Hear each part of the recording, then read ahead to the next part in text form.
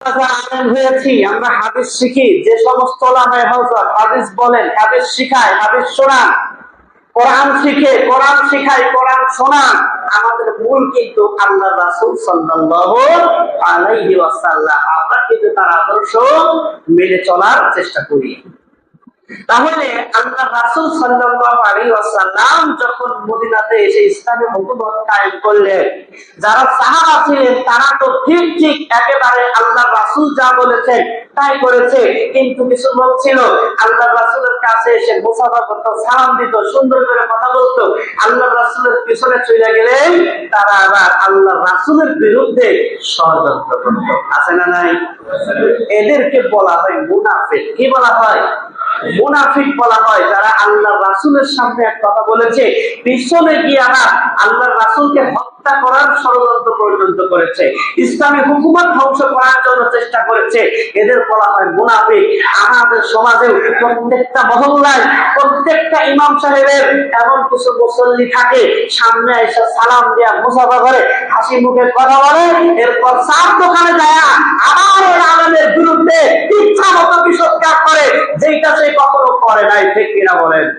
তাহলে বোঝা যায় যে এই সমস্ত চরিত্র যে মানুষগুলো আছে, তারা আল্লাহর রাসূলের সময় থাকলে মুনাফিকদের কাতারে তাদের নাম থাকতো।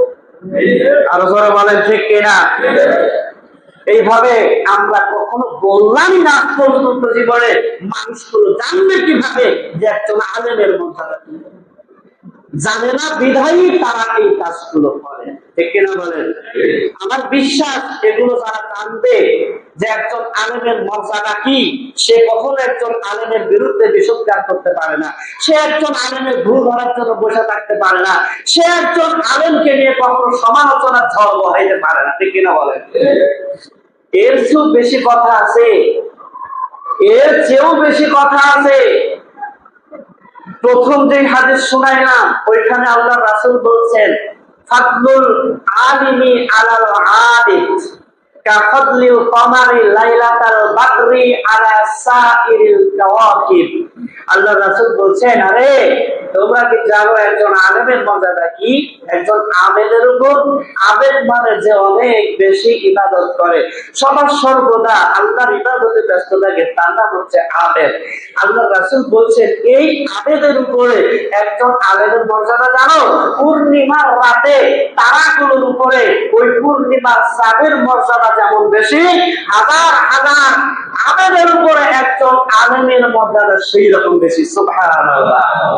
পূর্ণিমার রাতে আকাশে যে তারকাগুলো জ্বলজ্বল করে, সেগুলোর আলো কি দুনিয়াতে আসে?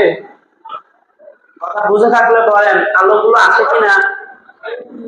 কিন্তু পূর্ণিমার চাঁদ তো আকাশে একটাই থাকে, তাই না? সেইটার আলো পৃথিবীতে আসে কিনা? তাহলে মর্যাদা বেশি কি চাঁদের নাকি তারার? চাঁদের। তার মানে হচ্ছে তারার নিজস্ব আলো আছে, তারার কি নিজস্ব আলো আছে, কিন্তু সে কারণে আলো দিতে পারে না। আর চাঁদের আলো যেমন আছে, সে ওই আলো অন্যকে দিতেও পারে। একজন আবেদ, একজন মানুষ ইবাদত করতেছে ঠিকই, সে কিন্তু মানুষকে পথ দেখাইতে পারে না। কিন্তু একজন আলেম, সে কিন্তু মানুষ ইবাদত করার সাথে সাথে মানুষকে পথও দেখায়, হালাল হারামের পার্থক্য চিনায়, কোরআন সুন্নাহর কথাগুলো সেগুলো কিন্তু মানুষদেরকে শোনায়। কিন্তু আবেদ তো এই ব্যাপারে জানে না, এই জন্য সে কিন্তু বলতেও পারে না।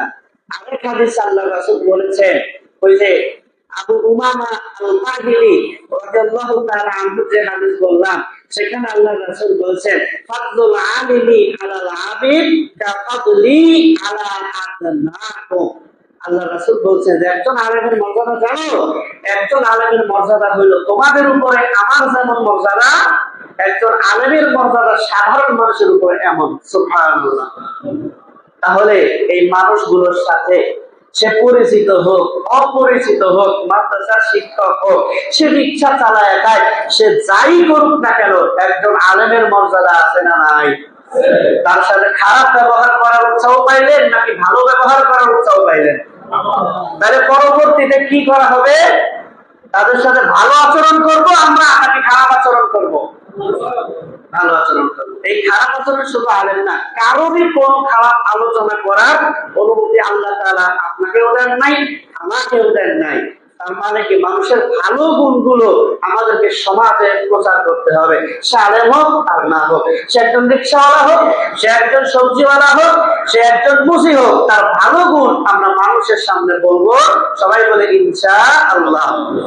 আর কোন মানুষের খারাপ গুণ আমরা যখন সমাজে প্রচার করব, একদিকে যেমন তার সম্মান নষ্ট হবে, তেমন আমার আপনার জীবনটা, আমার আপনার আমল নামা গুনাহ দিয়া ভরে যাবে।